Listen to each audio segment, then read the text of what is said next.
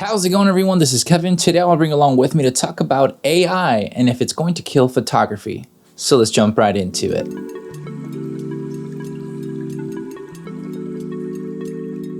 The craze of the days is AI. AI is going to take my job. AI is going to do this, it's going to do that, but is it really going to be doing that? That's a lot of, speculation and up to your personal opinion of what you're going to be using AI for and what do you use, currently as your setup, whether it's for marketing, photography, or whatever you want to do. I think that AI is a big thing to talk about for the photography community because there are great AI applications that help you create, just about anything. So you as a photographer, should you be worried about AI maybe taking over your job? How I view it is that AI is going to help out photographers maximize their efficiency if they learn to use it correctly. You're going to be seeing a lot of people being able to just create a lot of photos on AI, and whether it's like the portrait shoot AI that can basically you upload a certain amount of photos of your face and it can put you in certain locations as a portrait and a nice little kind of professional setup for I think $30,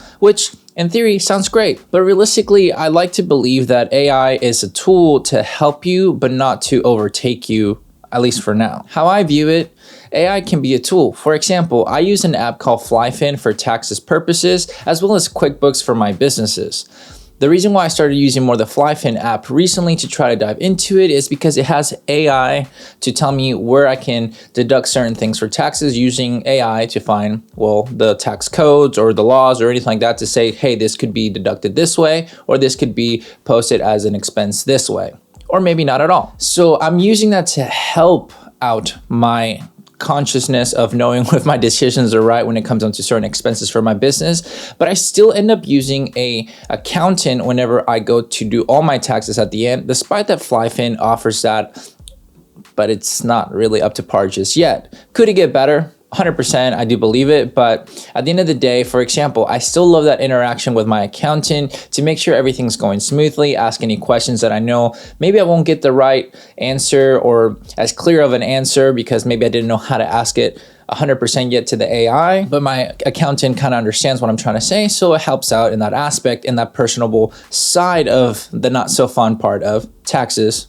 at least in the US. So that's how I translate it into the photography side. I think most people, despite of the price point when it comes down to AI and everything, businesses might want to invest into that because they want to maybe get the cheaper labor. We all know how that goes here in the US. They're always trying to find the cheapest of the cheapest because they always compare you to Johnny Boy over there who can do the photo shoot for $100. Why are you trying to charge me $500? What brings you the courage to say 500 versus them 100, despite that they reach out to you? So it all comes down to 1, your personality, 2, how well can you be and efficient with the photography, and 3, how do you deliver everything? For me, a lot of the times when it comes down to AI, it's just there is no touch to anything. It can just be repetitive. It can just be no emotion whatsoever. Despite of whatever you want to type away into it, it can be great. I'm sure a lot of people can do plenty of it,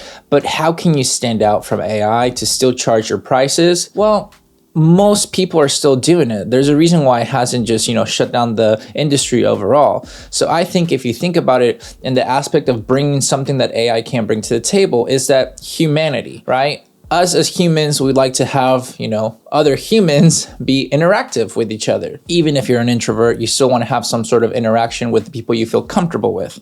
So don't go ahead and tell me that I'm an introvert, I don't like people. Because I don't like people as much either, but I do know that I like that interaction with the people I enjoy being around with. So use that to your advantage when it comes down to, having something different from AI and your different type of, I said that you might have to bring to the table with your skills and everything that will help you stand out a lot more. In the industry, you see a lot of people still doing $20,000 jobs, $5,000 jobs, 10, whatever it is, for a reason is there's a lot of things that AI can help you become a lot better with, but not so much overtake you, at least not yet. I mean, a lot of the people that I know that use AI is to help further their, content rather than overtake it. Even myself, I still use some of like the chat GPT. I've done a video about it, how I've used it to kind of get some themes or ideas bouncing off for somebody, because I don't have sometimes a friend of mine that I can bounce off ideas with, that I can just use it with that to help me further my video experiences or my photography ideas or anything like that to help my case. So if you use it to the right thing, I think AI won't kill photography, but it will aid it.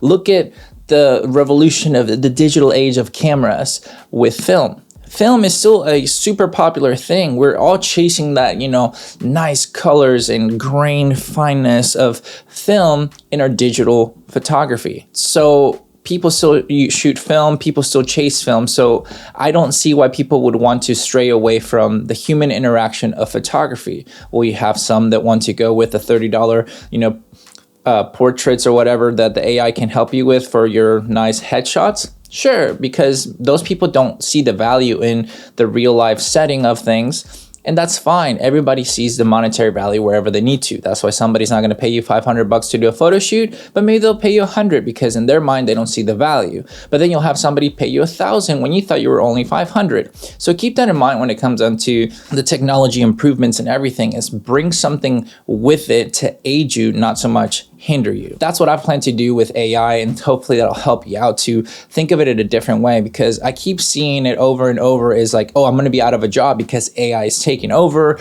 or oh, you know, AI is going to kill the industry of photography, videography, because anybody and everybody is going to become a photographer using it. But add something new to the table. That's why I love doing these videos, because I can show you the behind the scenes of how I did a photo, so you can, 1, learn with me, 2, see how I did it, and 3, see that I did it rather than just use, you know, AI of some sort. And it's going to become more rare and valuable. It's just like the people that still know how to paint so beautifully and just do just canvases and everything like that. It's a value, because not everybody can do that anymore. It used to be a standard when people, well, they would, you know, draw in a certain way with paint, because that was just a standard back then, and things evolved just like everything is happening now. So that's just my thought process when it comes down to AI. I don't feel threatened by it, but I feel motivated to grow with it so that I can bring that to the table with my clients, with myself, and become better and not left behind with it. But now I'll leave this question to you. Do you think AI is going to replace you, or do you think you can use it to become better with it so that you can efficiently become even greater of a content creator, photographer, videographer, whatever you want, maybe a marketer? Let me know down below. I would love to know your thoughts when it comes down to it. And, you know, just always wanting to know what your thought process would be with that, to know how are you using it to become better if you're choosing to use it, and which programs are you using. But with all that said and done, guys, thank you so much for watching this video. Make sure to like and subscribe to this video. The friend will catch you guys in the next one. See ya.